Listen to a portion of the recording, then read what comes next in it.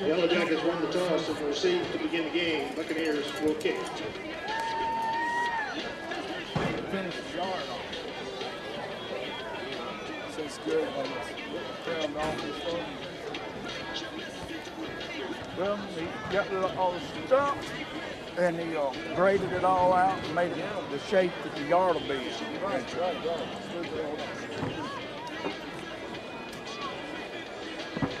When's the last time you've been by this truck? It's probably been a little bit. I don't ever go past it.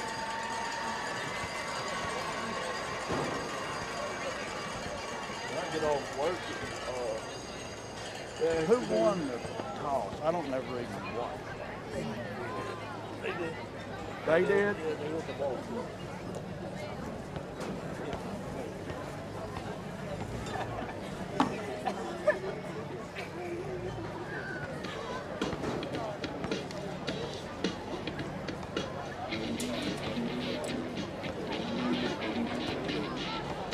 They want the ball. That usually says, what everybody wants.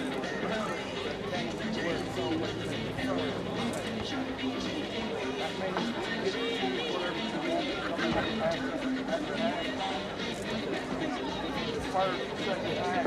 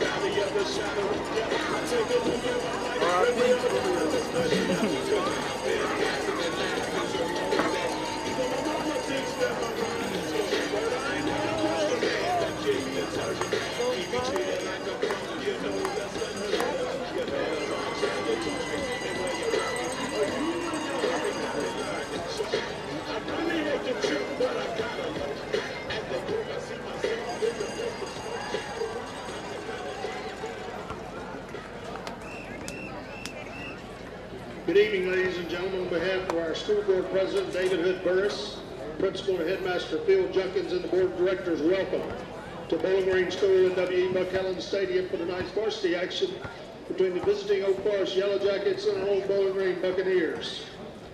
Please stand for invocation led by third grade teacher Miss Joni Betherne, and remain standing for the playing of our national anthem. Let's pray.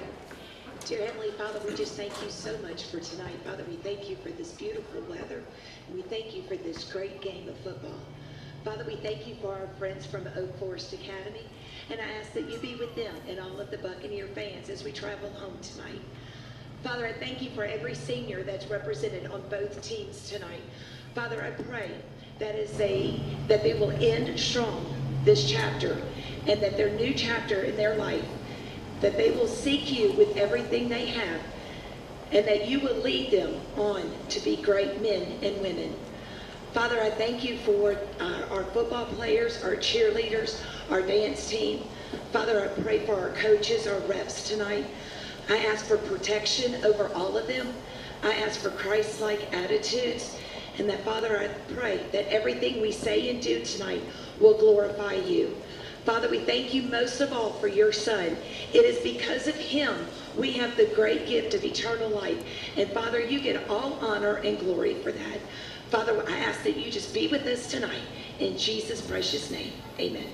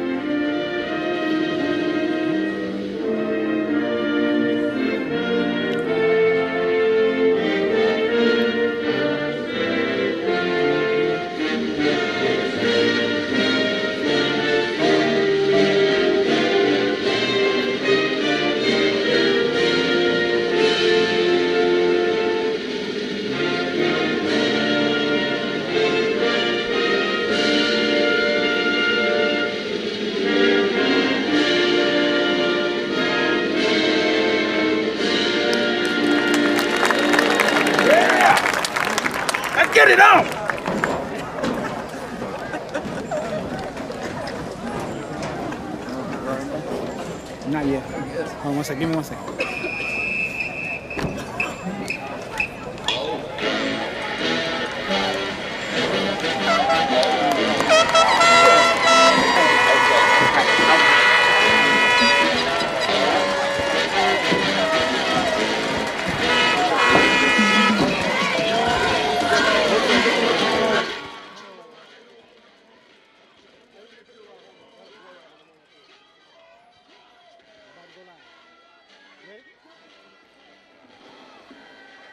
Welcome, ladies and gentlemen, to another Friday night edition of Buccaneer football. And as we sign on, here come the 2022 Bowling Green Buccaneers here on senior night in W.E.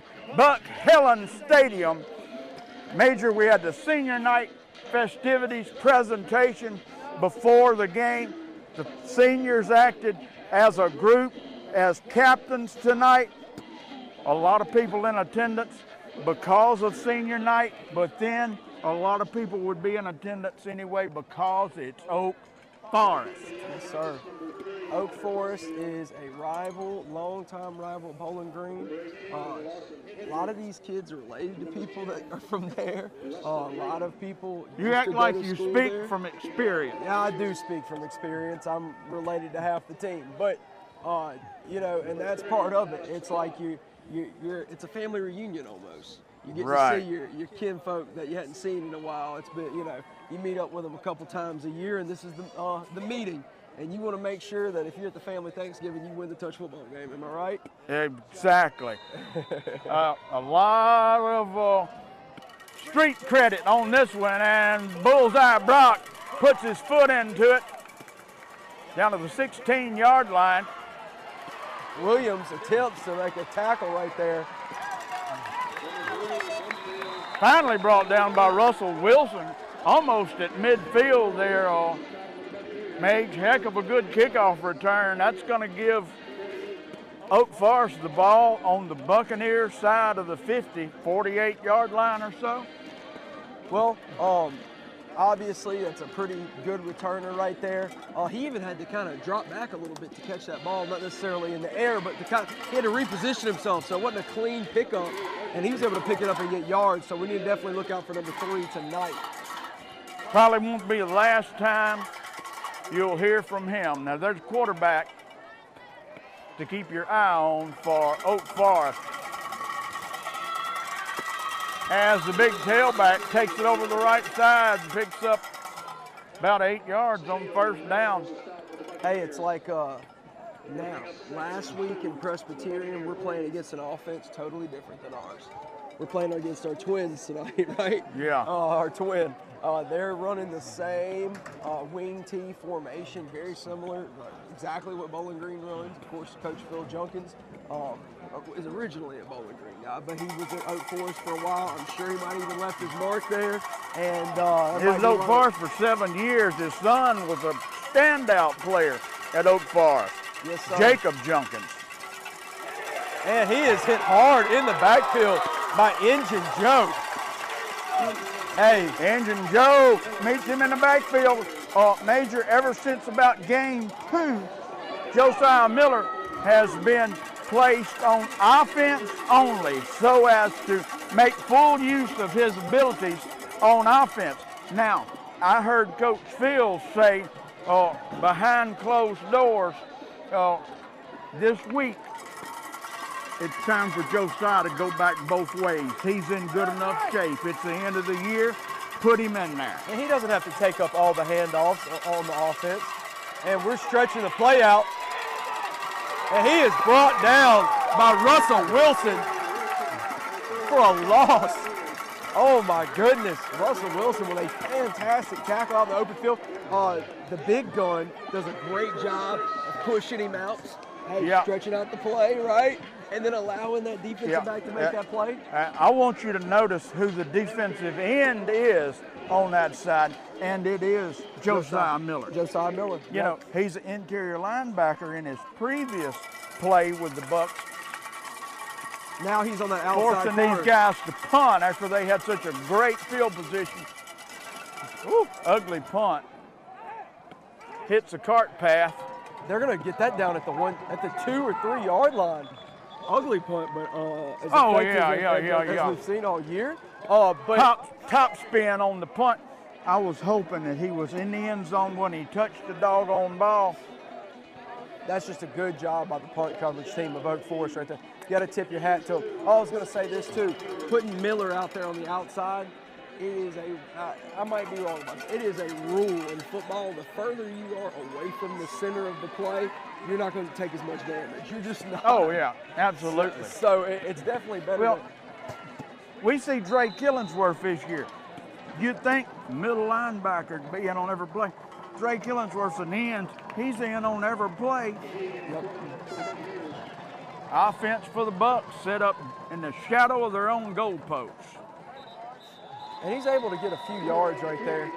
Definitely just right here in this field position, you're just trying to get as We're many in yards as you position can. right now, though, Major. If we can get about 2 or 3 more yards, we'll be in good position for Dre Killingsworth to be able to get a punt that we can down inside the 10. Yeah, that's the beauty of having a good punter, for sure. Now, from what I can see right here, Oak Forest has got some pretty good size up front. Looks like, definitely we can get them on their heels. I'm noticing right there in the middle, I usually don't point this kind of stuff out. They're trying to rip the ball out right now. Look at him. Devion's up in there. Look at him, just ruthless right there.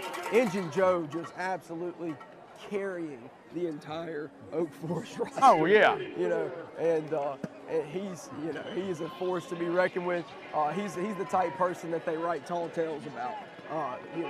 One day people are going to say, it's senior night. We can talk about these guys like this. Yeah. One day people are going to say, do you remember Josiah Miller and how good he Oh, was? absolutely. Absolutely. Just like every game, before or after, I'll say something about Cash Cooley. Yeah, right. And it looks like there's a mix-up on the handoff. Float, baby, float, young man, yes! And Buccaneers are able to get a first down. There was a collision in the backfield.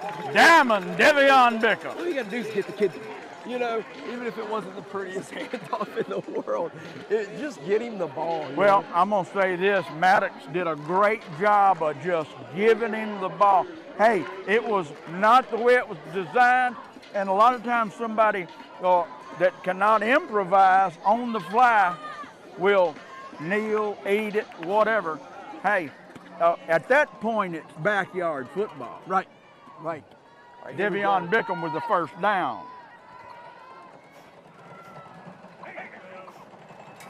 And we get some good yards right there.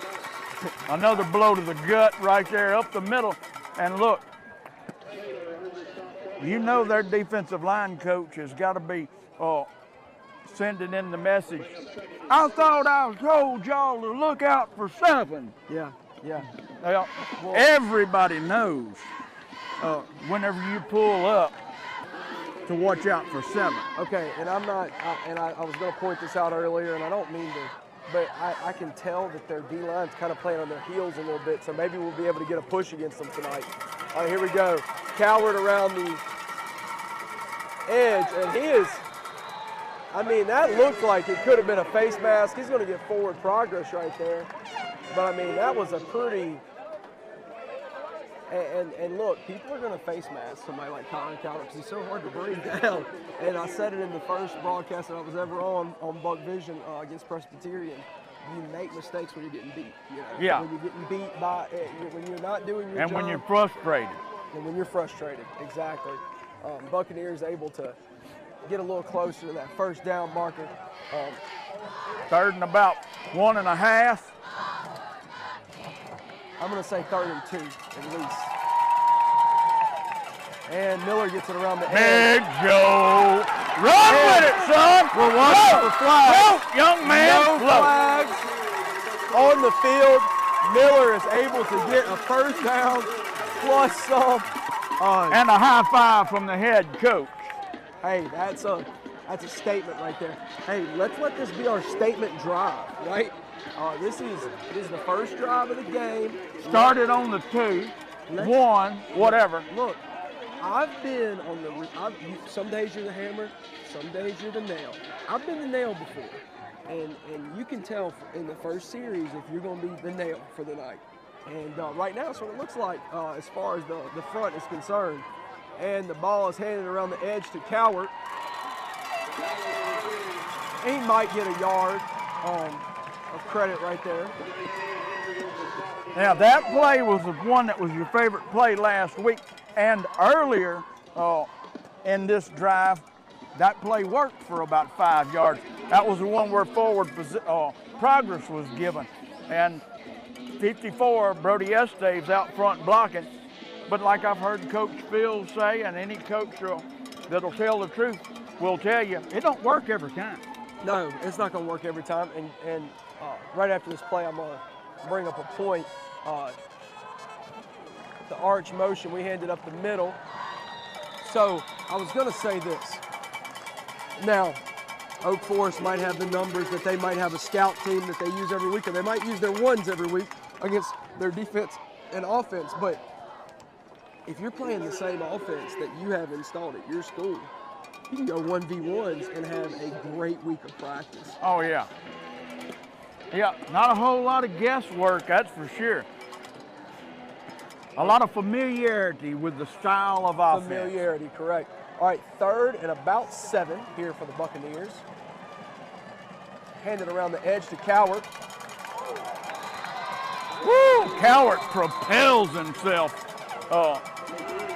into the pile. Hey, whenever he could see that it was inevitable that contact was going to be made, Cowart became the hammer.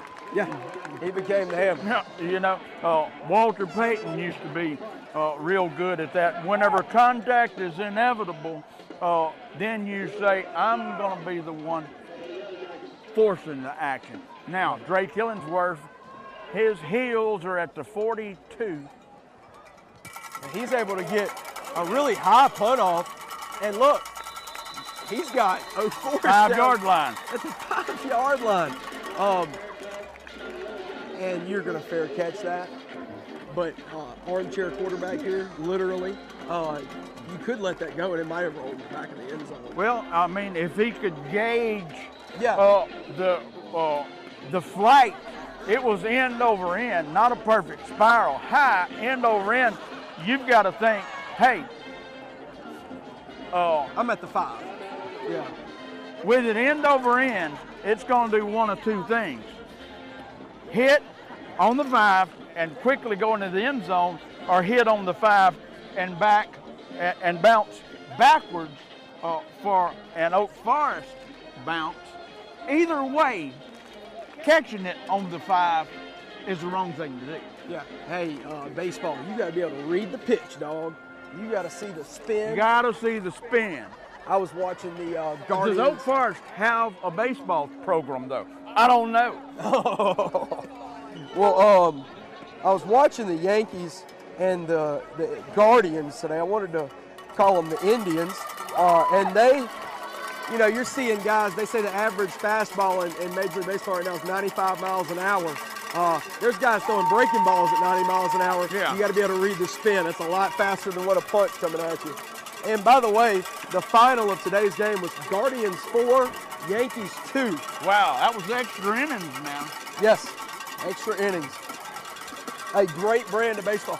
This is the best time of year to watch Major League Baseball. Oh, absolutely. You got, yeah, I mean, you know, when it's about June and it's a day game or something, you know, it's not going to be as entertaining. Here we go. And oh, that's big 11. And I honestly was kind of fooled by where the ball was right there. Verrett cuts his legs out, comes up and makes the tackle. Well, that's something that I said on the coaches show, and I've said in 2 different ball games. Reminds me of last year when Verrett was a superstar because he made all the tackles. Hey, this is an example of when your free safety has to make tackles. Yeah. When the ball carrier goes past your linebacker, defensive line. But let me tell you, it is so comforting to see number 18 back there. It's hard to break it to the house with Morgan Verrett in Yes, center sir. field. And they go around the edge, number 5. And he is wrangled by number 4, Russell Wilson. I mean, a fantastic, this guy's a 10th grader, a fantastic tackle in the open field. by Russell Wilson's doing a good job so far tonight. Jonathan Tractor Trailer comes out for number 21, Cam Seal, the deal. And, you know, He's a 10th grader too. we got a young defensive backs, don't we? I mean, pretty much. The Look at 10th this. grade Look, class. what about this? What about Champaign? What grade's he in? 10th. You got 10th, 9th, 10th, 10th. Yeah. Right there as your defensive back. Going around the edge. They definitely overloaded the left side of the field right there. They hand it off to number 30. Williams pulls him down, but not before he gained enough for the first down. Well, you know, Oak Forest is always going to have those big, strong, athletic running backs. Every year that I've ever played them, they've had that guy. And those are heavy dudes. I mean, they're probably Big 215 guys. pounds, Oh, yeah. you know, at least. Oak Forest hands it to number 18. He breaks a tackle, and he's taking an angle towards the end zone. No flags on the field. That is an Oak Forest Yellow Jackets touchdown. Let me tell you something. 18 is not just a 215-pound power runner. He's quick. Yeah. I mean, getting to the second level, he was extremely quick. And then when he got in the open field, he turned on the afterburners. I don't know. When he was in the backfield, I thought it was 11, who is an extremely impressive player. Let's see what they got in the form of a PAT kicker. He looked good in the pregame. I believe they do have a soccer program, so we might see a decent kick here. And it's up, and yes, sir. Nice flight. Yep. All right, now we're going to see what the kickoff looks like. And I hate to play against a good player, you know, but but it is kind of exciting when you see a kicker like that. What's that kickoff going to look like, you know? I remember playing against Neville in the state semifinals, and their guy, that was their kicker. I mean, he would kick it into the student section behind the end zone. You know, it's fun to watch. You don't necessarily like it because it's putting you in bad field position, but, you know, it's definitely something to see. Something you don't see every day at the high school level. Yeah, it's fun to watch a good team play. I was impressed with Park Lane last week, Major, because they were touted to be a highly high-powered offense with a great quarterback and so on and so forth. And whenever they showed up and they kicked the ball off, they were just that. Yep. You know, I didn't enjoy what they were able to do to the Bucs, but the knuckleball. And the Yellow Jackets recover. Hey, you gotta take the right there, just a little coaching point. Take the goalie stance. Drop to those knees like a catcher. Block that sucker up and keep the ball in front of you. Hey, let me tell you, son, that was what you call a knuckleball. That was tough. You could read the words on the ball. Now, if you tell me the kicker meant to do that, I'm going to tell you, let him do it again in front of me. Yeah. Because that ball was floating. All right. Nevertheless. And now there's Jackets 11. Drop back to pass. And number 11. Whoa.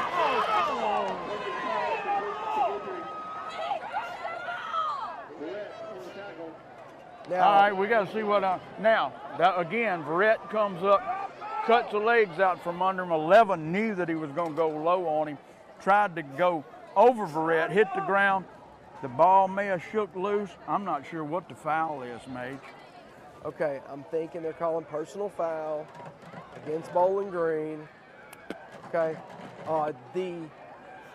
the issue I have with it as well is that it was an aggressive, like, he's attempted to make a play. Kill shot, Killingsworth. Yeah, I mean, that's not him trying to take a kill shot. That was him trying to go in and get a ball that might have been fumbled.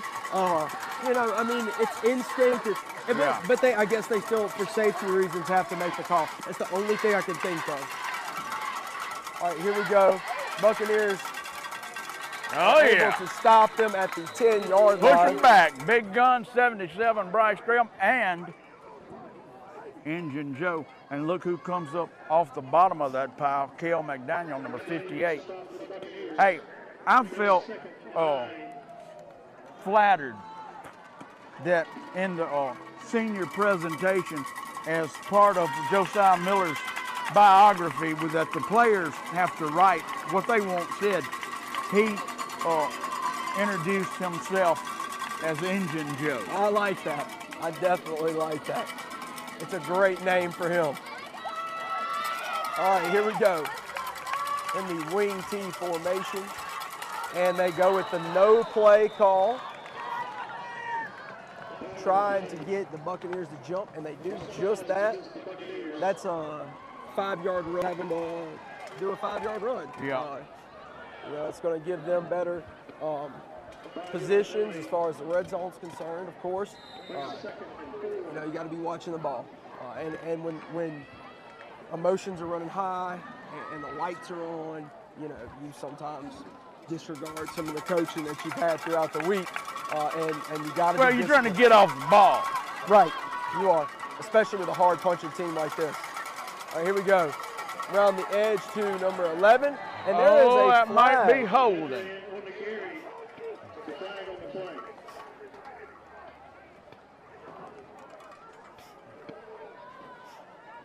Let's see what's going on here. Oh, the back judge, I'm not sure what the officials are. I need to Google it some of these times. Yeah, holding. As to what the officials on the different parts of the field are. Well, but I was right about one thing, holding on the Yellow Jackets. Now, okay, you get number 11 around the edge, all right? Big guy. We're not the biggest on our perimeter, so that's a little thing that we're going to have to fight with tonight, is that size difference. Because I'm going to tell you right now, I feel like I'm a pretty tough guy, but that's somebody that you better have your cards right when you're coming to face him. And they hand it to him again up the middle, and we attempt to grab the jersey, and he still runs in the end zone. That must be the first touchdown he's ever made. Because when he got to the end zone, he put the ball down and then did the little Jordan Jefferson. What's the Jefferson boy's name that plays for Minnesota? Justin? Yeah, he did the little dance or whatever. Yeah. 14 zip first quarter against Bowling Green. Give me a break. I don't even do that if I make that touchdown. Right, right. That PAT is right on the money. Heck of a PAT right there. All the way to the gravel in the parking lot. Now, if he can kick off and hit that knuckleball again, I will eat my hat. Now, you heard it here first, ladies and gentlemen. If you have any scores of local interest, we do know that Franklinton and Pearl River are playing tonight.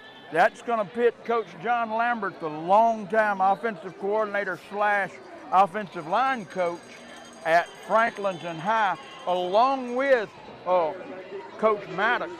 You know, So two, and then two coaches and former staff members at Franklinton are on Pearl River staff, and then legendary players from Franklinton, the twins, the Booby twins, Ray Leake and Ray Naz Wilson, they're on the staff. Yep. A lot of familiarity there. A lot of familiarity. I've played in December with one of those coaches and both those players. Here we go. And the ball is kicked end over end. It better go out of bounds. And gives us a little bit better field position. That was a tricky ball there, too. It's kind of like, do you wait for it to go foul down the third baseline or try to pick it up? Yeah, yeah. I guess onside Because if that doodles around there a little bit and don't go out of bounds, it's past 10 yards. If they pick it up, you can go with it. Yeah, there's a lot of similarities between bunt coverage and onside and sky kick coverages. You got to go over them, that's for sure. All right, here we go. Wing T formation for the Buccaneers. Calvert is put in motion, fakes the toss, and pass interference against of course Yellow Jackets. Hey, that referee was in position and made the right call. And also sported a heck of a throwing arm. He reminded me of the YouTube video of the old preacher threw the dove at the funeral so hard that the dove died. I said, well, the bad news is the preacher threw the dove too hard and the dove died. Good news is after the funeral he signed with the Yankees for $1 million. Oh, he won't be available anymore. All right, here we go. Buccaneers now. I'd like to have that referee under center. Me too. Me too. Good size fellow as well. All right, here we go. Buccaneers, their wing T formation, overloading to the left. Attempting to make a run around the left side. Calvert's able to fall forward for a couple yards there. Well, he got on the Oak Forest side of the 50. This is only the second time that Bowling Green's had the ball. Great drive, that first drive from the 2. Worked it almost to midfield. 2-1, that's the end of the first quarter. Now, I thought Oak Forest had 14 points. They do have 14 points. The scoreboard has not been updated. There we go. There it is, points. as they update it. They just updated it. Okay, now, after that first quarter, takeaways. We have to stop number 11. Yeah. Number 11 is a man. He looks like a 25-year-old man out there playing high school football. He is a hoss and definitely a friend of the weight room. So we, around the edges, are going to probably have to attack him, like you said, with Russell and with Verrett. You got to get around those legs and bring them down. In jiu-jitsu, it's you got to get to their feet. You got to get that single leg takedown. Why? Because the guy's bigger than you, man. You know, yeah. It's you're not going to hit chest to chest with him. Let's face it, physics, right? Yeah. I was teaching my physical science class last year, and we were calculating momentum. Okay, and I used the 40 time, and I used the mass of different football players, and calculated it all together to figure out what their momentum was. And there's an offensive tackle in the NFL who has just as much momentum as a four-wheeler going 30 miles an hour. No, sorry, 15 miles an hour. No doubt about it. I did the math, so here we go. Maddox McGee is hit in the backfield. Of course, we've changed sides here at W.E. Buck Helen Stadium. Now, here's a game of local interest, major that there's a little bit of scoring. Early in the second quarter, A-Meat out ahead of Pine, 20-7. Those A-Meat Warriors. Dude, year in and year out. Year in and year out, they're plagued with unathleticism. They can't seem to find Yeah, athletes. I hear you. All right, here we go. Wing T formation. McGee under center, hands it up the gut to Engine Joe. Some good blocking downfield by Killingsworth, and a flag is thrown. The culprit of the flag we will find soon. And another flag. I think it's got something to do with, well, it looks like they're pointing at both sides here. And hopefully maybe 11. I see somebody trying to cool him out there. I'm not sure. Let's see what's going on here. Let me tell you something now, Mage. Crockett's sitting here by us, and you look out there at the defensive line for We're switching players in and out. Well, it's 4th now. Now, I don't know exactly what's going on. I don't know if he's just out for a moment or if there's an ejection. Face mask penalty against the Yellow Jackets. Unsportsmanlike against Unsportsmanlike conduct against the Buccaneers. offset. Now, I don't think there would be the E word after one Okay, well, you gotta warning give me or the whatever. benefit of the doubt. Usually when there's a confrontation on the field and somebody of similar genetics to me is the one involved, it usually might end in the E word. Yeah. I think we've had our fair share of ejections, so I was just a little nervous about that, okay? You know, of course, Engine Joe, something must have been said or done that really upset him because he's kept his cool all through some- year. And I mean, you know, He's kept his cool, just like Jackie Robinson kept his cool with different slurs thrown in his direction. yeah.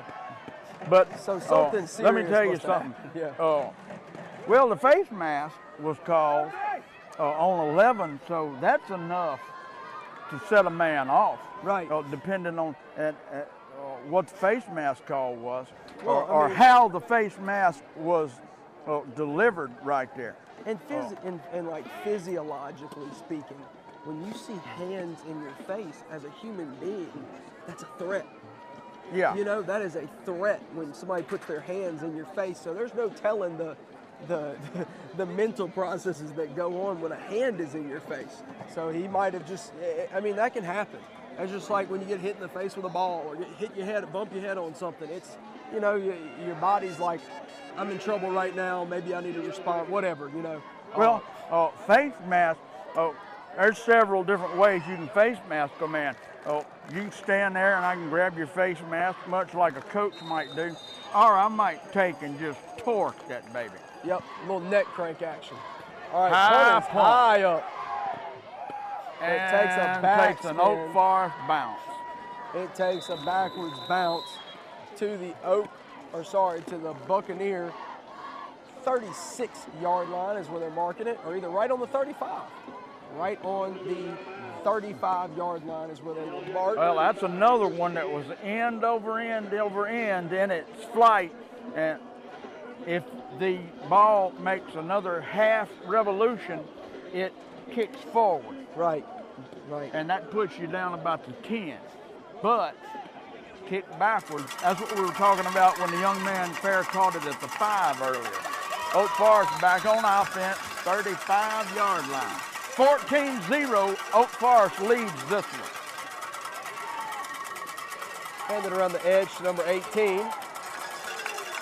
And 18 is actually pushed forward a little bit. They are downhill runners. Oak Forest is. They're not going to hand it to 11 every time, but you better believe when we get to that, I hope we don't. If they get to that 20-yard line, 11's about to get the ball about 4 times.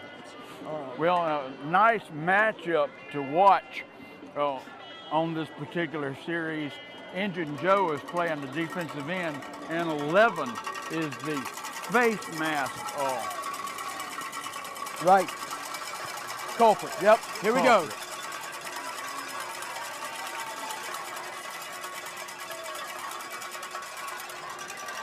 He's able to fit in between the guard and tackle, get a first down plus about 4 yards.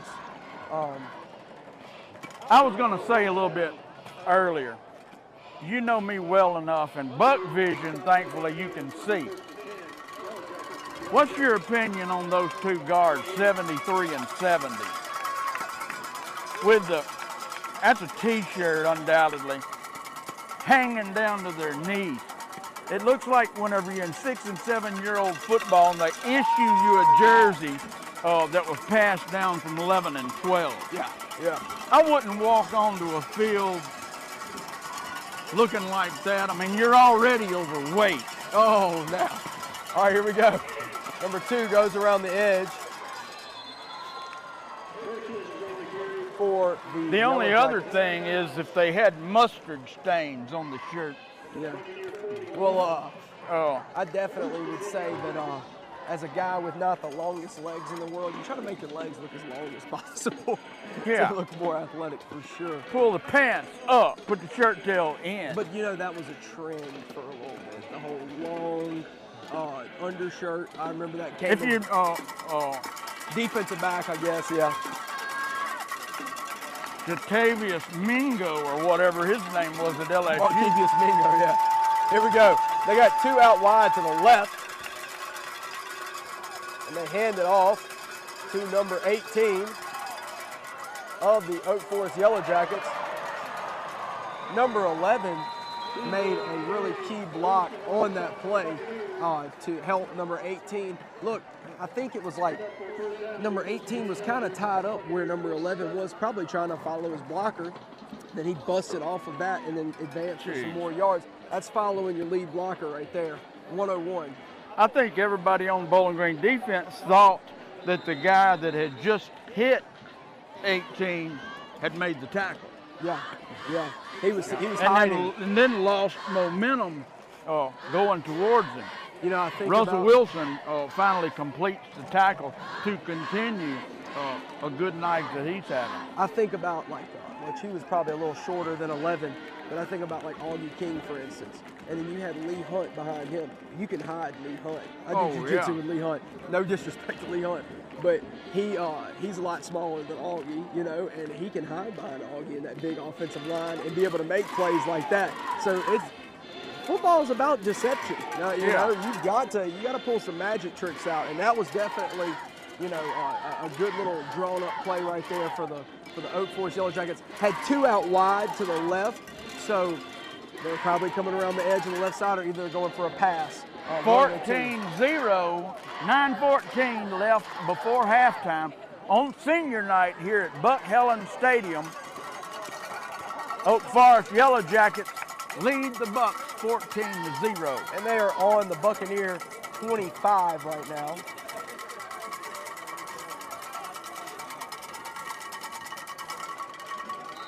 And clock runs. Number 2 is at quarterback now.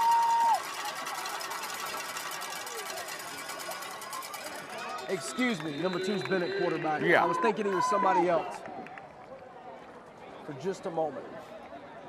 Yeah, 2 is gone. I was thinking that he was number 3 for a second. I didn't know if they put number 3 under center for a moment, which wouldn't be the worst idea. Let me tell you, probably the best athlete on Oak Forest team is that quarterback, too. And we haven't even seen him run yet. Right. You don't want to see him run. He's Doug Flutie reincarnated. Yeah. Paul Perkins. That ball's going to the left side of the field. Nope, it is going to be a pass. He rolls out, and now we get to see that athleticism, unfortunately. And he takes it into the end zone. Speak of the devil. Speak of the devil. You should have said anything. On the way, look, so here's what happens to me today. On the way to go get dressed before the game, I have a tire blowout. On the way here, a black cat crosses me as I'm driving into town, and now we're talking about how good the quarterback is and he runs for a touchdown. We might have to be careful about that for the rest of the night. But I was telling our executive producer, Mr. Raymond Williams of RC Photographics before the game, I watched the JV game, both JV teams undefeated last year in the final game of the year, extra point. No doubt about that one. But it was a huge matchup. Both teams undefeated. Bowling Green was the undefeated district champion in junior varsity last year. And Carl Perkins, the varsity quarterback for Oak Forest at present, was the JV quarterback Last year. And I made the statement, if the varsity quarterback is better than this guy, I'd love to see him. Yeah. And then somebody with Oak Forest ties said, no, it's just because he's in the 9th grade. You don't want to move him up, you know, into this division of football. But he was ready last year. He's an exceptional athlete. It is not always best to baptize by fire. Right. I mean, let the kid get used to the system. Let him experience some success. Not that he wouldn't have been successful, but you know he wouldn't have been as good last year as he is this year. You know, Yeah. he's a kid, and between 9th and 10th grades, a lot of development happens. So, and we fair catch the ball at about the 44-yard line of the Bowling Green Buccaneers. The only person who was ready as a 9th grader, a lot of the old timers might remember this name, John Forkay. Played for the Saints for a little while, a legend at Ole Miss. Played for Archbishop Shaw in high school.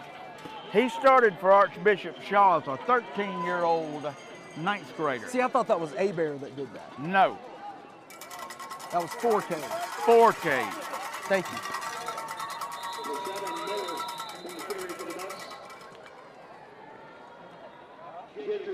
8:14 before halftime, 21-0. Oak Forest leads the Bucs. When he was recruited and committed to Ole Miss, he was 16 years old. Wow. Wow. When he walked on Ole Miss campus as a freshman, he was 17. That's incredible. And wow. All right. Put that in slow-mo if you're at home. They tried to hit the ball out, and Cowart goes to the other hand with it. That was smooth, man. That was such an athletic play that if you got an up-close view, you'll be able to really see. From right here, you really had to be watching to tell. But he made an awesome move right there. I saw it. Saved the turnover. I mean, we do not need a turnover right now, right there. And that was almost as good as Christian Williams going behind the back earlier in the year.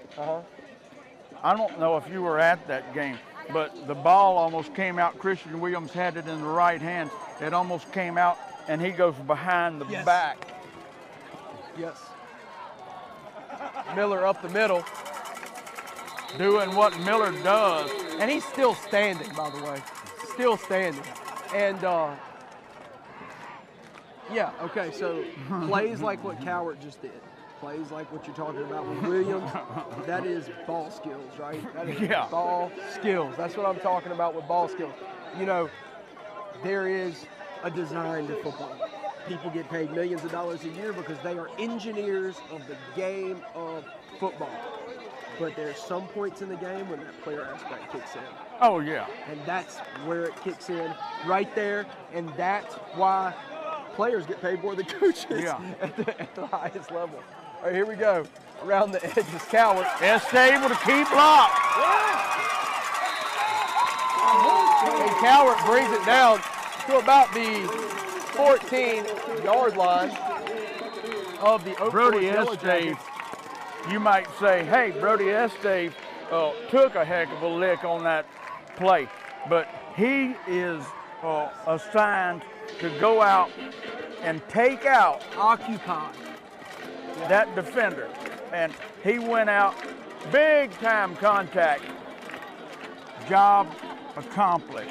Yeah, and you know, for offensive linemen, I think something that's really important to remember, and Coach Junkins or Coach Creel Hampton Creel might say different, but it's not always about laying somebody on their butt. Sometimes you just got to put your body out. Oh, absolutely. No, you they don't would have to, you know, and I think that sometimes in football, especially at the younger ages, it's all about, you know, hit them hard, hit them hard, hit them hard. You do want to hit them hard, right? But you got to play smart still. Your body has to be in the right position. I remember playing offensive tackle my senior year, an extremely undersized offensive tackle. The only reason I survived is because I learned how to take angles and just get in the way. I'm not going to create the biggest push in the world against the LSU commit, but I can get in his way. Right. 21-0 is the score as Bowling Green is knocking on the door. This is the farthest they've penetrated Oak Forest territory so far.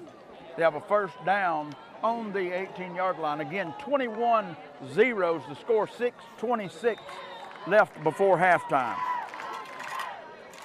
McGee under center, heads it up the middle to Miller.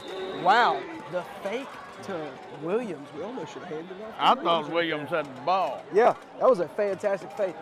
I know. I have been. If he would have had the ball at 6. Look, I've been watching that 1997 team on YouTube, and Maybe they'll come back to that play, yeah. Maddox gets it honest. His daddy, when I'm watching that film, I've heard about him for years, but now you can watch it on YouTube. Go watch it. Was a master of carrying out those fakes, and I think he definitely picked up on some of those traits. All right, here you go. Around the edge to Diamond Dev. Diamond Dev makes a nice cut and is brought down right before the pylon. That's my man, Diamond Dev. Hey, you could see the very instant that he thought end zone. Right. Now, okay, who's probably going to get the ball here? Shh, don't tell anybody that before. I bet it's going to be the big gun. I bet big gun gets the ball right here, Coach.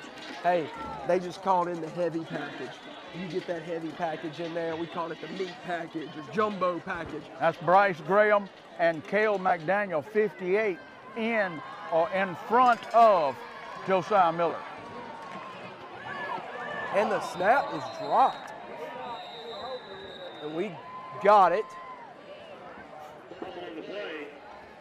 We got the ball right there, but of course we had a drop. It looked like a drop snap, and now we are moved back just a little bit to about the 2-yard line. I was just thinking, we've done it 3, maybe 4 times. Take a snap, hand it to Bryce Graham, but he's not 2 feet from the quarterback. You have got to very quickly take a snap and hand it to him. It's tough. Maybe even you got to create some more space in between them. I don't know. Let's see what happens on this down. They handed it to Graham. And he is stopped. Looks like they did move the marker ahead a few inches. So, Oak Forest, you know everybody watches film. It's available.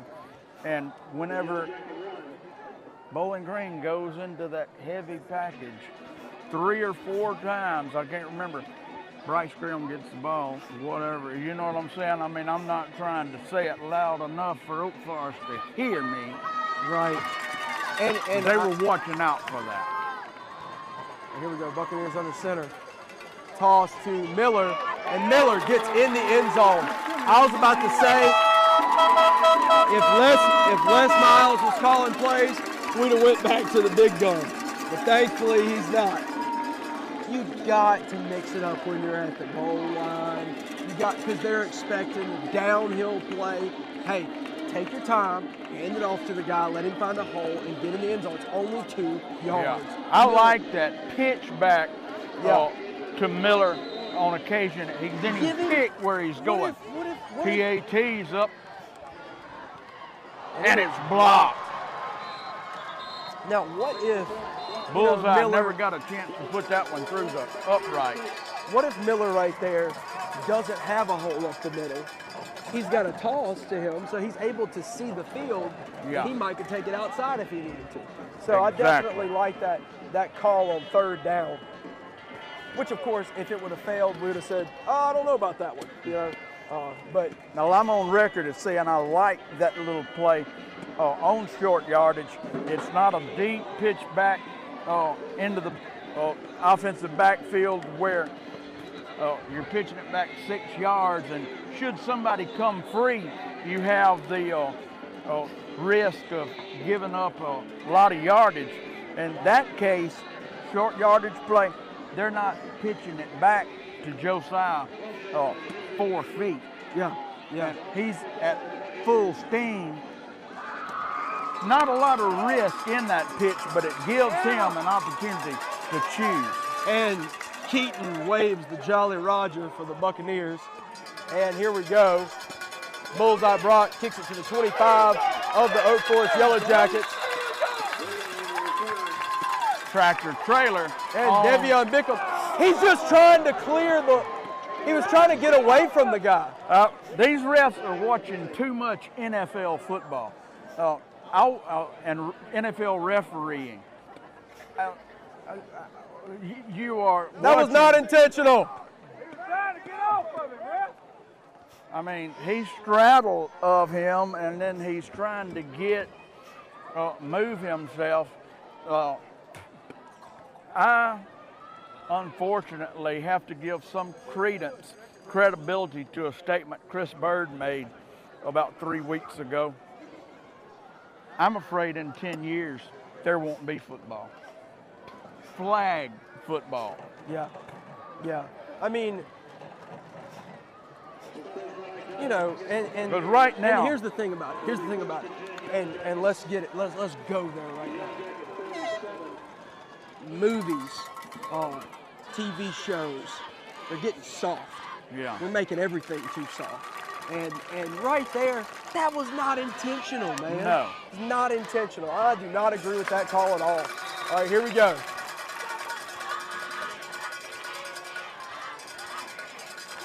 Ball's handed off to 18.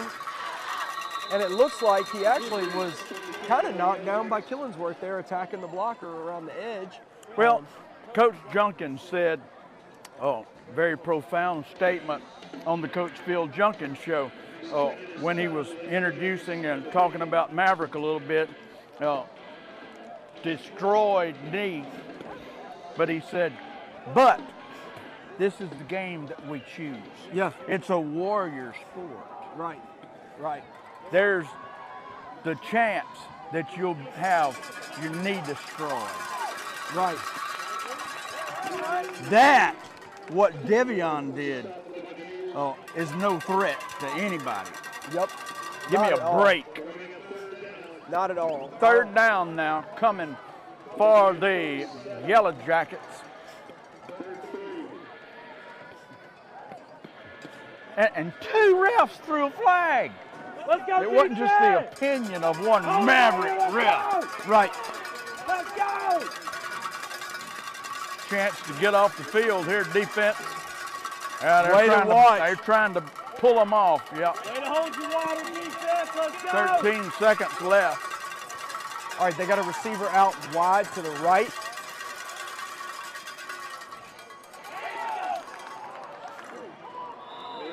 And they are able to get the first down. Mathern got into the backfield and was able to make contact. It wasn't a head-up opportunity for Mathern, but he did a good job penetrating the line and getting his hands on the ball carrier. First down. And with 2 minutes and 15 seconds left in the first half, it is Oak Forest Yellow Jackets 21, Bowling Green Buccaneers 6. 2 scores, by the way. Let's hold them here. Let's keep them from scoring before halftime. We can make up 2 scores. Let's not make this a 3-score game before the half. Let that clock run. Let's get a turnover, something. They do not need to score again. Here we go. Drops back to pass. 11 gets the ball. 11 is a hoppy fella, isn't he? I thought vaulting or whatever was not allowed. I didn't know that. I thought it was completely legal. Hurdling. Hurdling, because, such a huge risk of injury. Yeah. Because if that man tries to jump over you, what do you do then? Stand up. Yeah. And then he's coming down neck first. Knock the ball out of his hand. Definitely a, 11 carrying the ball way out away from his body. and we need to take advantage of that. 1:30 left before halftime, and the clock is ticking. Bryce Graham and Checks in, and Kyron Cowart.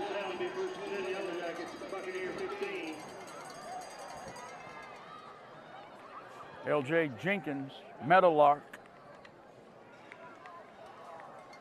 checked out.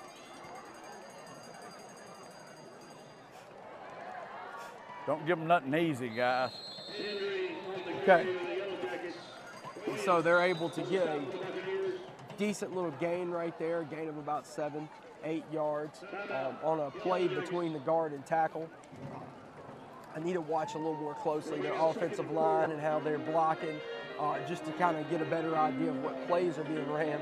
you know, when you're breaking down film and you're trying to determine running plays, do you know what you look at? The guards. You look at the offensive line, yes. You look at the offensive line. And so that's the only way we can truly know what the play is. But right there, it looks more like a power type play. And number 11 is a big dude. He can double as a heck of a fullback if you needed him. So definitely around our edges. Reminds me of a fella that was bigger and heck of a lot better, named Ed Tillison from Pearl River. Myself, Randy Myers, and Scott Bryant. Randy Myers was the biggest one of us at 165 pounds. Peppered that guy all night. And at the end of the night, he had 23 yards rushing. We won that game, and a couple years later, I'm watching, he's playing on Thanksgiving Day for Detroit Lions. But if he'd tell the truth, he'd say, the hardest game I've ever played was that dang little bunch. Yeah, that's right.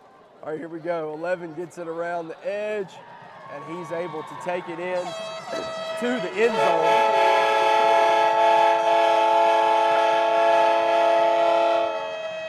For a Yellow Jacket touchdown. It's going to bring the score to 27-6. Awaiting. I don't look for 11 to be playing for Detroit anytime soon. No.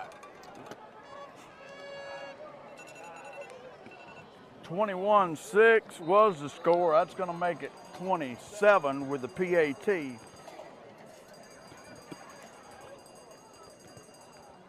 Good. And boy, he hits the sweet spot on that football. We're going to have to, well, of course, we don't want him to have to kick another extra PAT, but we better make sure our roof over there on the field house is of quality and integrity, because he probably It should be hitting the roof on a PAT. In all candor. Yeah.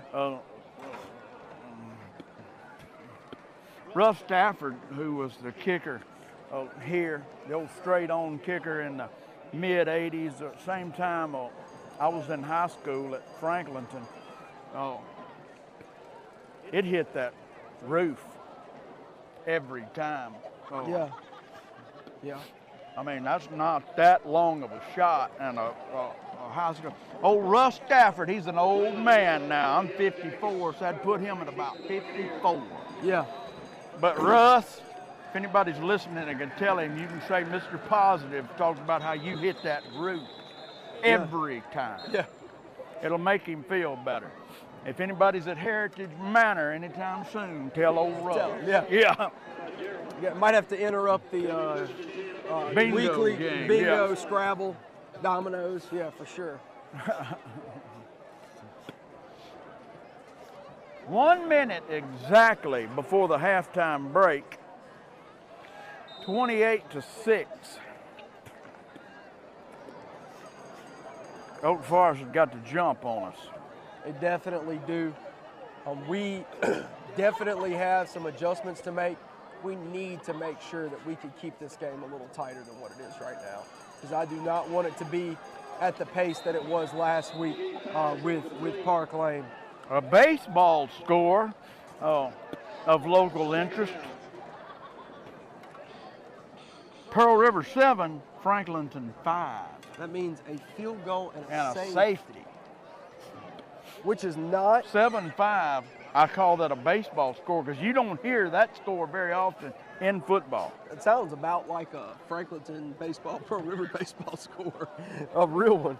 All right, so I'm looking at score stream and I'm trying to get it to update. So Franklinton scored first with 3. So they scored the field goal and then they also got the safety. But the Rebels were able to respond with a touchdown. And that is in Pearl River, Louisiana tonight.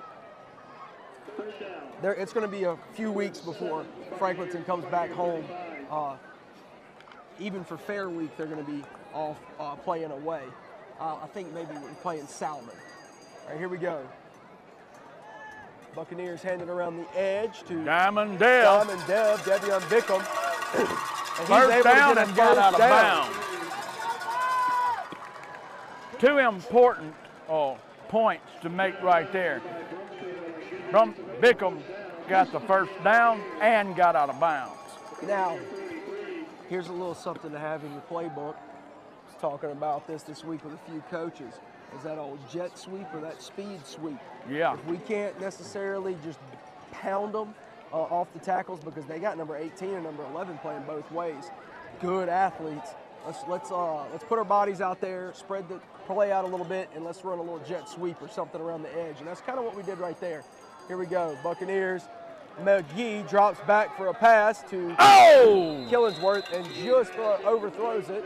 15 seconds left. Second down for the Bucs. Killingsworth was running open. Excuse me. If he could have caught that, got out of bounds, he's at the 40. We're nowhere near field goal distance. I'd say for a legitimate field goal, you'd have to get close to the 25, which maybe close to 20, which would make it about a 37-yard field goal. You do have a ninth grader, so. All right, here we go, around the edge to Cowart, and Cowart is taken down. And number 18 and number, I believe it was 35 in the tackle? Yeah. Look, they were kind of out there by themselves and had to team up and make that play. I was looking at their defensive line, didn't really spread the play out very much, but they're obviously pretty tough around the perimeter. Okay, at the end of the half, Yellow Jackets lead the Buccaneers 28-6. If you've got access to the scores of any games of local interest, that means Pine, Franklinton, Bogalusa, Vonado. Not going to ask for an Oak Forest score, but Columbia Academy, who's next on the schedule for Bowling Green. Text me at 985-515-6010, 515-6010. Now, as the Buccaneers prepare to take the field following Oak Forest.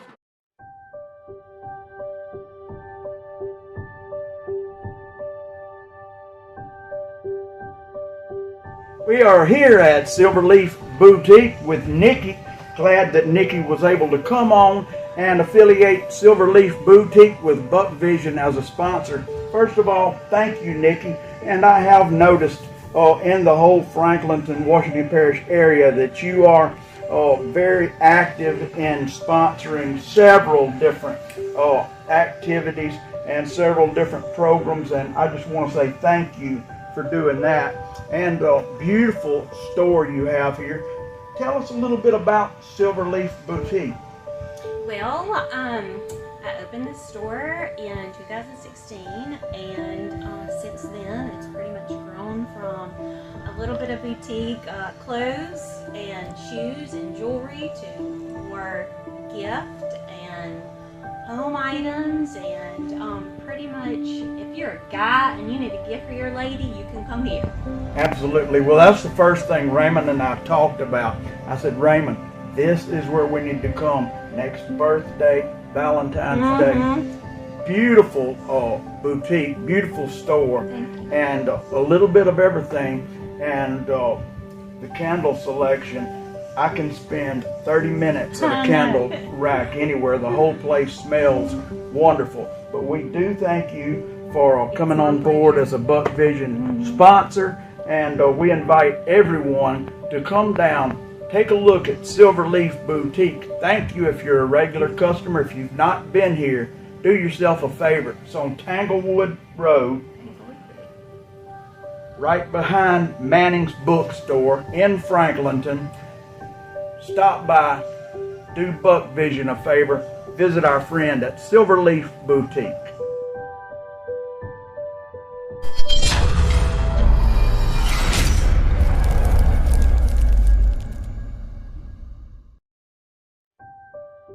And welcome to Bowling Green School. We're glad you joined us tonight on Buck Vision. My name is Phil Junkins. I'm the head of school here at Bowling Green School. And here's our mission. Bowling Green School strives to provide a safe, Christ-centered environment for our students and staff. The core values of honesty, loyalty, and perseverance will empower students to achieve academic goals while fostering a duty to civic responsibility personal growth, and God's kingdom furtherance. Here at Bowling Green, Jesus Christ is at the top. Academics come second, and we hope that you enjoy tonight's athletic events. Good morning, I'm Emily Phelps. I'm an English teacher here at Bowling Green, and I love my school because BG is my family. Hello, I am Debbie Gerald, and I teach 5th, 6th, and 7th here at Bowling Green, and I'm also the varsity dance sponsor for the Buccaneers. And I love Bowling Green. It's like a big family, and it is the best place ever to be. Bye, everyone. Outside linebacker. Bryce Graham. Defensive end. Russell Wilson, cornerback. Zeke Burford, tight end. Preston Gerald, wide receiver. JB, O-line, D-line. Austin Bouvier, D-line. D. Ross, halfback. Sawyer McCune, cornerback. Nate King, kicker.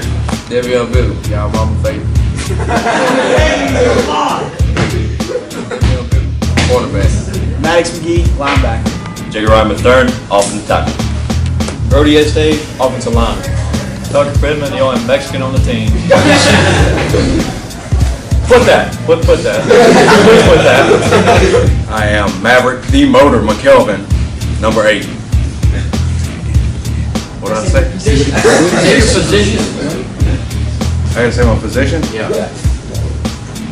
Maverick. No, hold on. Maverick the Motor McKelvin, defensive tackle, number 8. Macaulay, Mac Daddy Keaton, O-line, number 73. Josiah Miller, running back. Christian Williams, outside linebacker. Lamarcus Jenkins, quarterback. Caden Rome, D tackle. Damian Sellers, D tackle. Luke Watson, cornerback. Nate Galloway, safety. Eli Schilling, offensive line. I'm Drake Killingsworth, number 10, tight end, defensive end. Trey Champagne, number 3, cornerback. Shannon Butts, number 56, offensive defensive line. Morgan Barrett, 18, safety and running back. Karen Cow, running back, linebacker.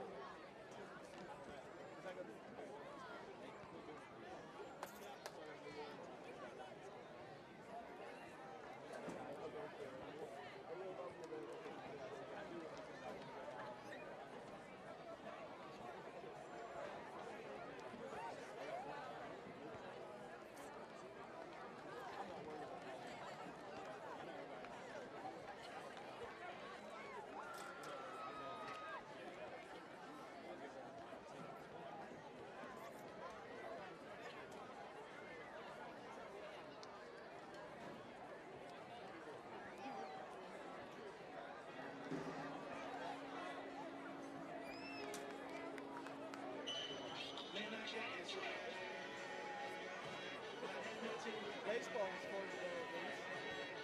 Oh, yeah. We just watched the game today.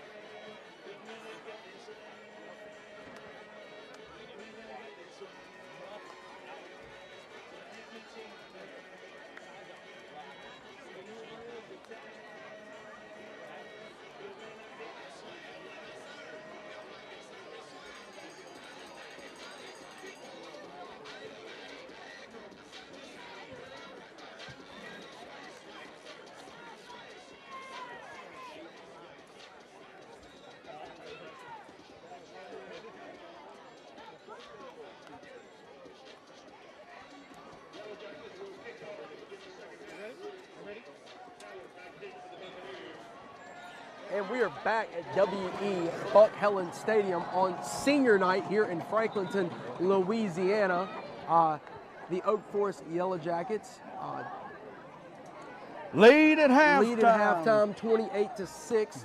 I was trying to think of what I was going to say about whether they deferred or accepted. They took the ball in the first half. They won the toss and chose to take the ball. Yep. So now, obviously, they're kicking off. Bowling Green's going to start on offense to start this second half. Bowling Green moved the ball convincingly a couple times, maybe every time on offense in the first half. Oh, that's interference with the. That was our own player. That was our own player. I thought 3 went down there and nailed him. And we have a Oh, yeah. down. Well, whoever was in on that collision's down. Is that Killingsworth? I'm not sure. And it is Killingsworth down on the play. It's a Now, pretty significant collision. Tell me what happened on that, because I thought 3 went down there and hit the man attempting to make the catch. Now, my memory is not serving me correctly right now, but the guy returning for the Buccaneers, he's moving forward to aggressively return the ball, right? Or either, hey, he's advancing field position to catch it, right? Right. And then he's dropping back to block or to cover. That is Killingsworth I'm talking about. Dre might have been dropping back to maybe catch the ball. Dre was dropping back to catch the ball. This guy, so it was almost like in the outfield when there's a collision for the ball in the air. So, and in football, we don't teach ball, mine. Yeah. Maybe we should against a team like this. I noticed something on the sideline right now that's got my attention for sure. Bryce Graham has on the hoodie, sans the shoulder pads and jersey. So that tells me Bryce Graham might not be available for this second half. And you know Bryce was injured last week. Now, Killingsworth not putting very much pressure on that left leg. Definitely favoring the left leg right there. Kelvin McCain again, Dr. Kelvin McCain, Care Physical Therapy right here in Franklinton. So valuable, I say every week, to have Kelvin here. And then Maverick has been following up with Kelvin. Let me tell you a little something about Care Physical Therapy and Kelvin McCain specifically. Maverick had that knee surgery, repaired the torn ACL, MCL, and meniscus on a Friday. Went to see Kelvin on that Monday, and Kelvin unwrapped it and started bending that knee. Yeah. That's how advanced Kelvin is with the therapy. Yep. Definitely well respected in the game. And 18 come up and made an impressive stop. Sure did. And he's not able to find a hole right there. Second and 11. Buccaneer 33. Now, with Graham out, Killingsworth seems to be favoring that leg right there. How are we going to respond? This is the moment That's when two defensive linemen for sure. This is the moment when some young guys, they wondered if they were going to be playing Cam tonight. Seal the deal should be getting a lot of action. Hey, that's Verrett. And Verrett, despite being undersized, is able to pull some people forward and take it for a significant Well, gain. speed and quickness counts into that equation for momentum. to a big degree, Major, you have the mass and Velocity. speed or velocity. Yeah. Not much mass, but a lot of velocity right there. Right. And here we go. Buccaneers line up their wing T formation. And I'm thinking that it's going to be on the Buccaneers here. Yeah, false start. illegal procedure, false start. I saw a little bit of movement down there. Yeah, somebody moved just a blink before the snap. Now, I've often told kids that were small that played peanut, pee-wee, whatever, football, a .22 bullet, a very small piece of lead. Yeah. Very small. But if you fire that little piece of lead at such a high velocity, it will go through your sternum. Right. So if you don't have a lot of mass, you can make up for it if you're blessed with the quickness. Yep. Here we go. Verrett gets it on a pass. What appears to be like a bubble route there, and he is taken down. 18 on 18 right there. Verrett did what he could to spin and try to lay forward, but it's going to be 4th down. Now, guess who the backup punter is to Drake Hillingsworth? Bullseye. No. Bryce Graham. Oh, okay. So now that's right. We got a young Bullseye guy taking over the duties. He's either in for a long field goal attempt of 70 some odd, or he's punting. Here we go. Snap is dropped. Bullseye got it Bullseye off. Gets it off. Hey, that's a heck of a lot better than getting hit in the backfield. You know, hey, it was Didn't panic.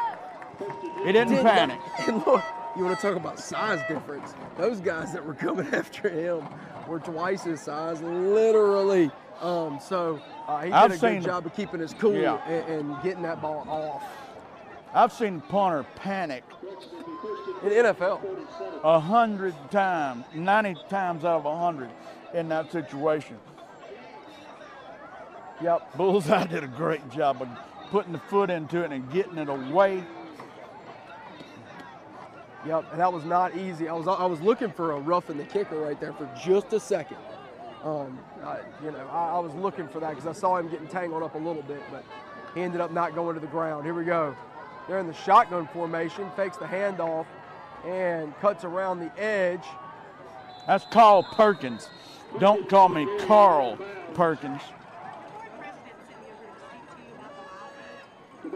The what? Yeah. Oh, come on. What did I say? His shirt tail's out. Just don't worry about it. Oh, right. You don't? Okay.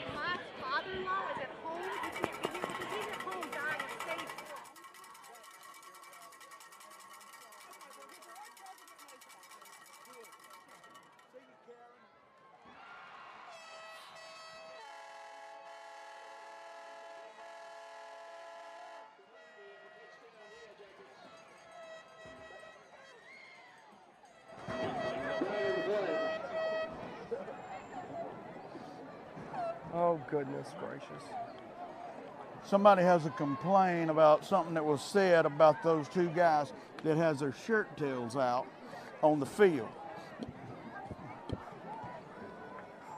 Well, hey, that's an observation that, let me tell you, if I had a son that was playing with shirt tail to his knees, I would stop everything and say, put the shirt tail in. So I apologize to anybody that I should apologize to. But if that was Bowling Green player, I would say, for crying out loud, tuck your shirt tail in. Yeah. I'm on record as having been saying that for 40 years. Well, definitely don't like when stuff like that occurs. All right, we got a touchdown on the play while we're being interrupted. Now, let me ask you this. What was the penalty? Who was it on? Did you happen to notice that? I do not notice which one it is. Either way, 8:56 left in the third quarter. It's 34-6 right now. Once again, good PAT. Now that would have hit the building if it wouldn't have been knocked down. 8:56 left in the third quarter, 35-6. Oak Forest is out to a big lead. I noticed somebody on the sideline for Bowling Green that sure is a welcome visitor and no stranger to a high school football sideline, Clyde Euler. Oh, yes, indeed. In the blue shirt. Coached an offensive line that won a state championship and was on the coaching staff of 2 record-setting seasons for the Franklinton Demons. So definitely. And he was on the defensive coordinator linebackers coach for St. Helena. And I think they went to Superdome while he was on that staff with St. Helena. Yeah. In Greensburg, Louisiana. So it's good to have him on the sideline. You know, Clyde has a daughter that's here at school. Cheerleader. Buckinette. Yeah. Yep. She is. I mean, anytime you get him on the sideline, it is motivational factor. I've seen him in the baseball dugout, football sideline, you name it. He's a motivator. Yep. Yes, indeed. Now, the penalty had to be on Oak Forest because now the ball is at the 25-yard line.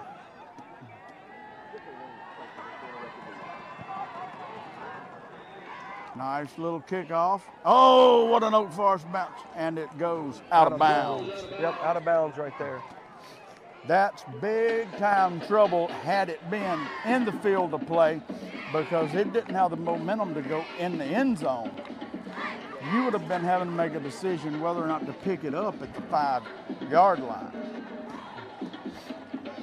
You had to pick it up. Right. Because if you don't pick it up, right, it's free ball. Anybody's ball. That's right. All right, now the score is 35-6 with 8 minutes and 56 seconds left on the clock in the third quarter. And we're going to be checking for score updates as well.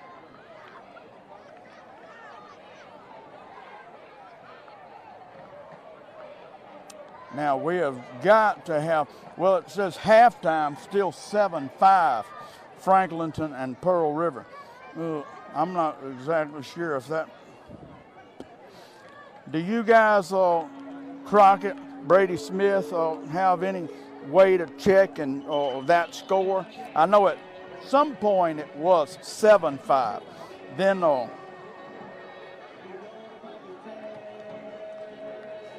definitely gonna check Pine A meet. That's a district game, and I don't think nope, that is the second district game for Franklinton. Franklinton is right now 1-0 in district after beating the Hannon Hawks pretty substantially last week. This has A meet 20-7, which was the first quarter score. It says halftime 27. 20-7, A meet leading Pine.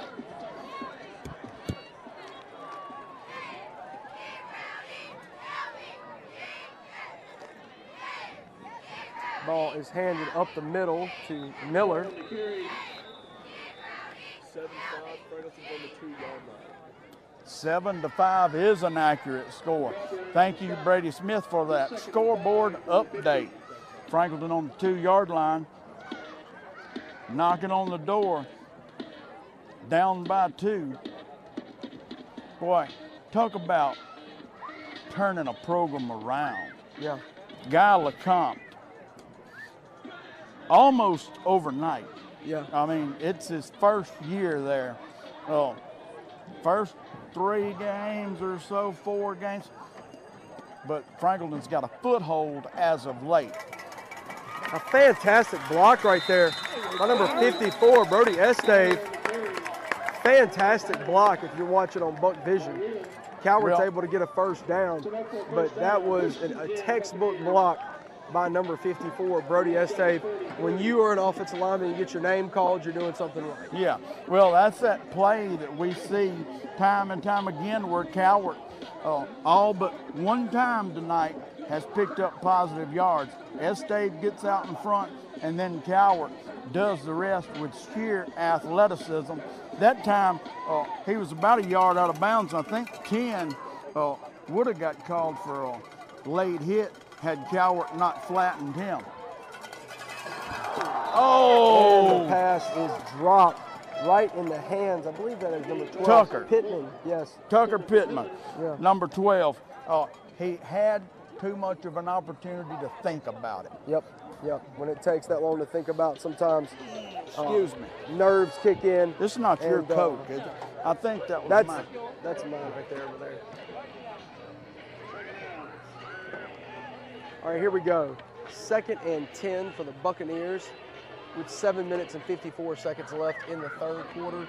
The score is Yellow Jackets 35, Buccaneers 6.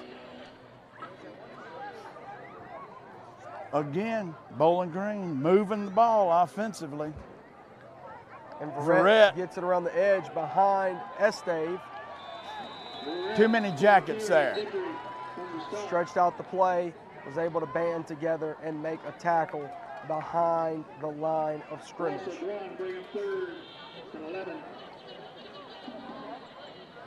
Verrett did a good job of doing what he could right there, showed good speed, but hey, that play is designed for Estave to kick out one defender, and then there should be room for Verrett to turn up. That time, Estave did make his block, but guess what? At least 2 more Oak Forest Yellow Jackets there ready to make the stop. 7:12 left in the third quarter. 35-6 is your score. Oak Forest leads. And Bickham is brought down by number 18 for the Yellow Jackets.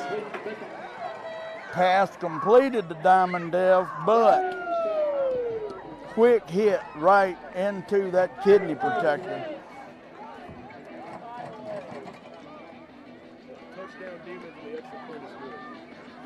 So that means Demons are going to be up.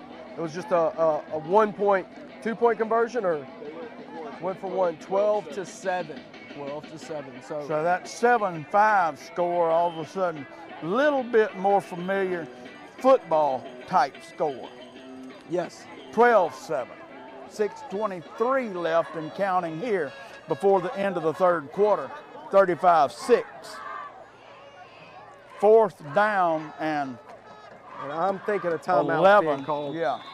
Timeout's being called there. Play clock was getting pretty low. I don't know if they're. I assumed from the get-go that we were going to try to draw them off sides. Then, with the 5-yard penalty, you got 4th and 6. Maybe then you have something up your sleeve and consider going for it on 4th and 6. Offense is staying on the field right here, Mage. 4th and 11. Don't forget, first and second team punters are both out of the game. So now we've got Bullseye Brock, unless we're going for it. Going to be doing I'm saying it looks like we're going for it. Quarterback staying out there. But that's a big factor. Besides this, the other factor is it's 35-6. If you're going to come back, a lot of stuff has got to happen that is against the probabilities. For instance, you got to make a first down on 4th and 11 to write this storybook ending. You got to give him a little time, though. Tucker Pittman was streaking. Looked like he would have been a fantastic target right there. If Maddox McGee would have had time to get rid of the ball. 51 just shot through. I don't know if it was a blitz, missed block, or some type of outnumber situation on the line of scrimmage. Well, but he came free. Oak Forest Yellow Jackets take over at exactly the 50-yard line, right at the logo. Line up in, looks like an overload right formation. Number 2, the quarterback takes it around the edge. Carl Perkins with a nose toward the first down marker. He does have fantastic speed, and he can get around pretty well right there when they overloaded that side. Now sometimes you'll see a counter play of sorts where that's just to deceive the defense, but right there, you know, they're saying, hey, we're stacking up on this side, we're coming at you, and that's what they did right there. Like I said before, the receivers, when they're in tight like that just adds to the offensive line. And now you've got fast offensive linemen. It looks like number 80, Sellers, is in on the defensive line right now. Ball's handed up the middle to number 18. Devion Bickham catches a ride, brings the ball carrier down. 44, Jude Rawls checks in. They had to pull Mathern out for a time because he's going both ways. Yeah, and you're in that interior right there, you got to take a break. Got to take a break. Pat the helmet, tell somebody to come get you, get a sub in. Need fresh legs. 2 for the Oak Forest Yellow Jackets, makes a perfect pass into the end zone to number 3 of the Oak Forest Yellow Jackets. That's about as good of a pass as you can throw right there. Beautiful ball, high arcing because it needed to be a high arcing. He dropped it in there. Oh, that was a pass. Oh. That John Elway would have been proud of. Yeah, yeah. And beautiful touch on that ball. And that, you know, he's living up to the hype of what we heard before this game, and that is that he was an athletic quarterback who's dynamic and can make plays. And so with 4 minutes and 50 seconds left in the third quarter, the Oak Forest Yellow Jackets are ahead 42-6 over the Bowling Green Buccaneers. You know, Bowling Green, I said earlier in the week, always has a chance with that heavy running game to slow the game down, pound away at a team, and compete with a team that is favored, no doubt, before the game, like Oak Forest probably was on the Vegas books, favored to win. And Bowling Green has moved the ball primarily in this game. Several first downs, a lot of nice plays on offense, but the quick strike ability of Oak Forest. And Carl Perkins, in all honesty, Oak Forest has not even had to play that card yet. Right. He's not been used as a primary weapon. And a deep kick to the Buccaneers. Cowart gets the ball and pushes forward to the 20, about the 25-yard line. Good job on that deep kick to get some yards and get us in a little bit better field position. He shows his prowess as a kicker, the Oak Forest kicker that is, kicking it that deep to about the 5-yard line. So he let his foot fly right there. Well, good communication, whether accidental or not, but I'm going to choose to say it's good communication between right fielder and center fielder down here during baseball. That is Cowart and Devion Bickham, because Cowart had to drift way over toward Devion Bickham's side of the field, and Bickham backed off and allowed Cowart to make that catch. Yep. Buccaneers handed up the middle to Miller. Sorry, check that, Williams. Williams up the middle, and he gets a good gain of about 5 yards. Is that the first time he's gotten the ball tonight? Second time I've seen him with the ball. And he can pound it and up then the we middle. had that other time in particular, we wished he would have had the ball on the fake. Well, we did end up scoring anyway on that. Right. 42-6. 2 minutes and 9 seconds left in the third quarter.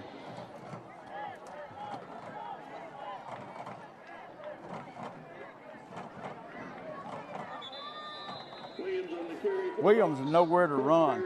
I mean, not even a crack in the door. Closing the gaps right there is the defensive line of the Oak Forest Yellow Jackets. Again, you don't want to penetrate that line. You want to stay lateral, and you want to fill those gaps, and that's what they did right there on that play. You know, of course, if you see the guards going to pass set, you're penetrating, you're trying to get the quarterback. But whenever you see them firing off the ball, your job is not necessarily to get back there and take the handoff. I want you to watch Eli Schilling on this play. Pine Raiders 21, A-Meat 20. Pine has come back from the 20-7 deficit. Now, that would be a landmark victory for Pine High School if they're able to pull that off. Okay, Buccaneers appear to get a first down on the run by Cowart. Able to convert. I've been watching number 50, the center, Eli Schilling, 3-year starter. And those guys across from him, 300 plus, period. 73, 70, 75, and 77. Right. They're interchangeable. Yep. All of them are 300 plus. Right in the middle of that line. Eli, 106, 70. I mean, I don't know what he weighs, but I'd say 170 is generous. Here we go. McGee rolls out to Verrett.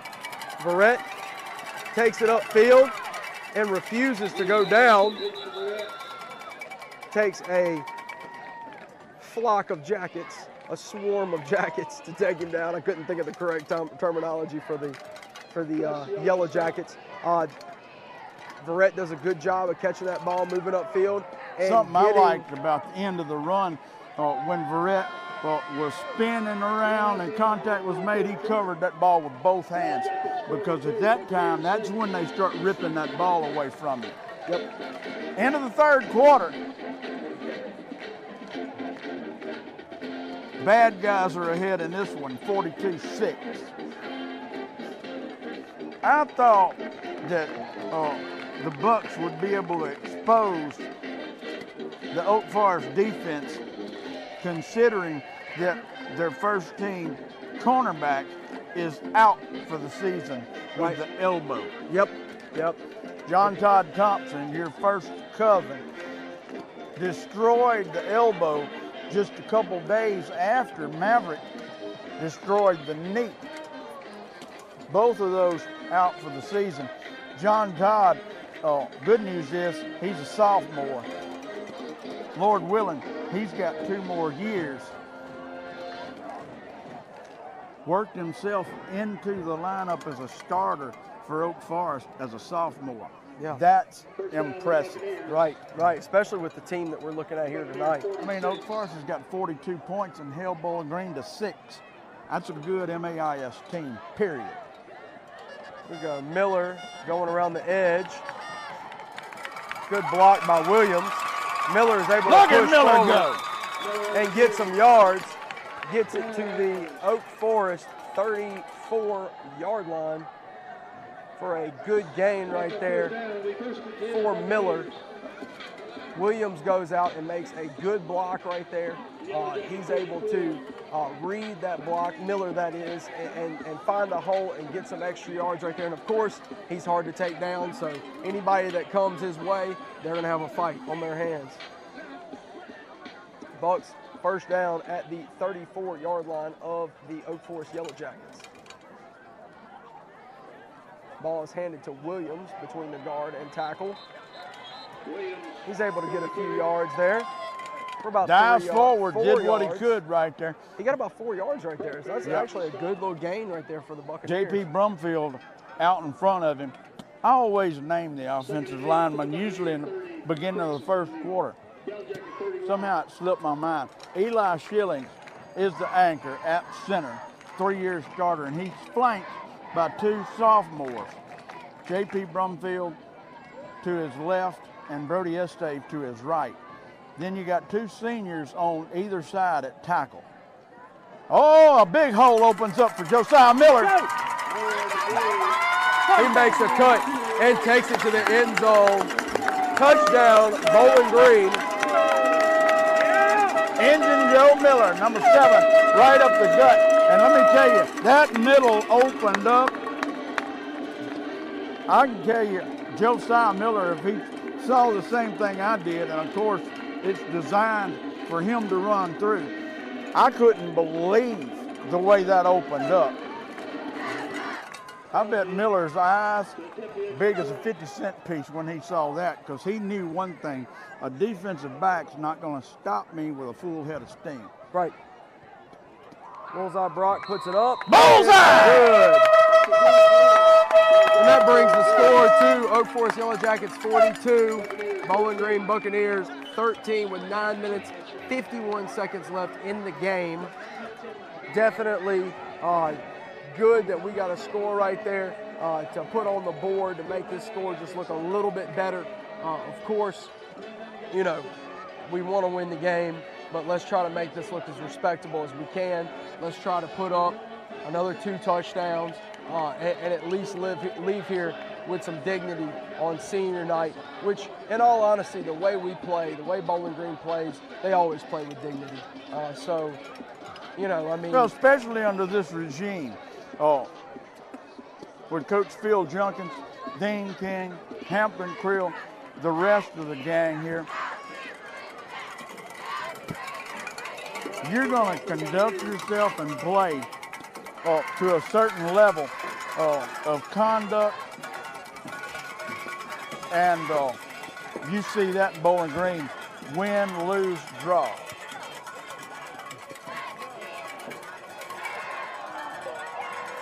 All right, number 3, the dreaded number 3. That's going to be a block in the back. Yeah, they're going to. Now they're calling the play. That's laid in the. That was laid after the play. But there was definitely a block in the back. I think that was on number 23, Christian Williams. That's going to bring Oak Forest's offense back. 8:34 and counting left in this contest, 42-13. Oak Forest gets the ball back on offense. And it looks like the clock is running at this point. Last week it kind of caught us by surprise when the clock started running. Of course, that is the last thing that we want, is for the clock to be running, which means things are not working in our favor. We'd rather it be the other way around, of course. At this point, 42-13, that's a tall hill to climb, Mage. Yes, sir. Oak Forest has exchanged out Carl Perkins at quarterback. He's done for the night.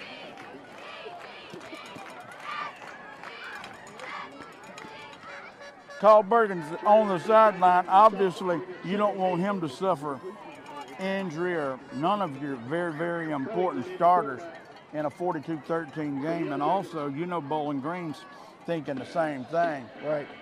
That's why Josiah Miller's not been an offensive back in the last couple series. Well, we have a whole other season of football to play, and that's called the playoffs. So, you know. And you might say, playoffs? Well, Bowling Green's not in the classification Oak Forest is in, obviously. So we won't be playing teams the caliber of Oak Forest. Right. Once you get in the playoffs. Right. All right, ball is at the 20-yard line of the Oak Forest Yellow Jackets. They're able to get a first down on that play. Now we got 6 minutes and 44, 43 seconds left in the game. Again, score, Oak Forest 42, Bowling Green Buccaneers 13.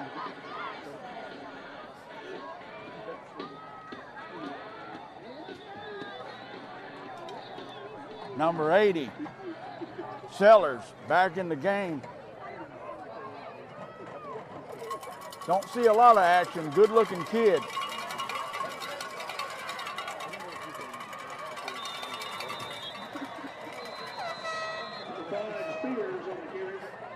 Looks like Galloway coming up from the safety position to assist on that tackle. Cam the deal, Seal the deal. He's in there, linebacker, along with Jonathan Tractor Trailer. I always like Major. You might say, well, it's over. Let's get our stuff and go. Obviously, we're here until the final moments. But it's a good time to observe who's still playing hard. Right. Says a lot about a team. We actually got a new defensive end in. That would be Tucker Pittman on the left side. And he's able to spread the play out and make a good play. As soon as I mention his name, he makes a play for the Buccaneers. Definitely, I think he may be a junior, I believe, a transfer from Ben's Ford. A very tall kid. He might be the tallest kid on the field right now. Yeah, Tucker Pittman's got to be 6'5", good-looking athlete. That means 6'6" with the helmet and cleats on it. Yeah, least. absolutely. Yeah. So, and that's the kind of athlete. We got Killingsworth, of course, who's not in right now, but he's that size. He's that tall, rangy type that you like to have around the edge. They're able to pass rush really well, and then also they've got that range to where that guy's not going to get out of his reach. He's got the reach advantage. So here we go.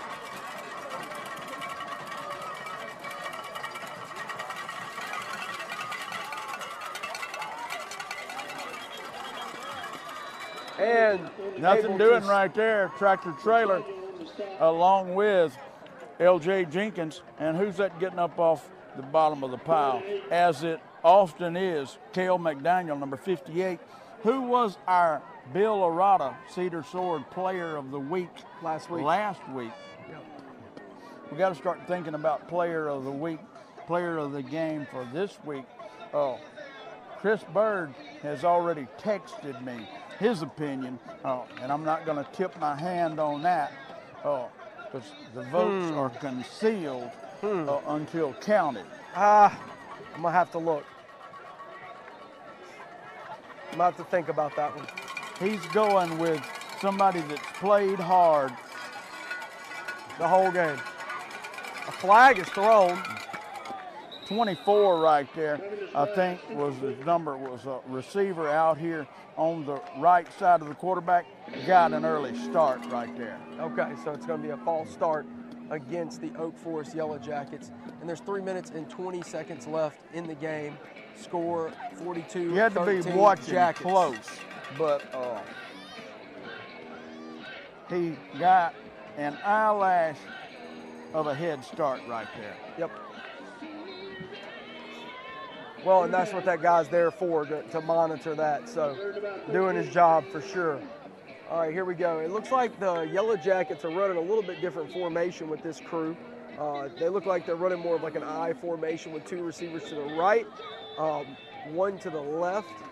Of course, you got a fullback to the left side of the field. Strong right is the formation of the Oak Forest Yellow Jackets. Number 20 is able to bounce out, get upfield, get some yards until he is brought down by the Buccaneers. Number 44 for the Buccaneers. Jude Rawls. Jude Rawls on the tackle. I'm trying to get some score updates. So this is the time when, you know, some of their younger guys are getting to get their work in. And, of course, we have some younger guys that are getting their work in right Raiders now. 28. A-Meat 20. How much time's left in the game? Does it say anything? Hey, You can hang your hat on a win over A-Meat, but that's a district game for Pine. When they did that redistricting, Pine got a bad set of cards. A lot of people thought, well, Pine will never be in contention. Yeah. But don't sleep on the Raiders. They have quickly become a contender. Bucs got on the ball. Fantastic right there. Job of getting a turnover to get the ball back in our hands. We got 1 minute and 20 seconds left in the game. Clock running, fourth quarter. 42-13 Yellow Jackets. Let's see if we pull something out right here to get an extra score to add on to our tally for this game here tonight. Checking into the game, number 27, Rhett Schilling. That is the younger brother of Eli Schilling. Eli Schilling. So he's getting his varsity minutes in tonight. I remember as a freshman getting to play in my first varsity game, and it's definitely a fun experience no matter what the score is to finally get under those Friday night lights. Here we go. Schilling with the ball. To Schilling. And Schilling powers forward. Gets the ball. Gets some yards. And the brother plays center. The little brother plays tailback. That's a dynamic you don't always see. Usually the positions pass on in a I think I saw Rhett get on to Eli about not maintaining his block right there, so as to allow him a little more room. Schilling again with the ball. Big yardage here, first down. Oh, the ball has been stripped. Burford makes the, as 000 hits, the clock strikes midnight on the Bucs. 42-13 is your final. Oak Forest came in here, did what they wanted to, even though Bowling Green moved the ball at times. That first possession, when Bowling Green took the ball on the 1, moved down the field, I thought we were really cooking tonight. Anyway, folks, thanks to everyone who watched tonight. You made the right decision by watching Buck Vision until we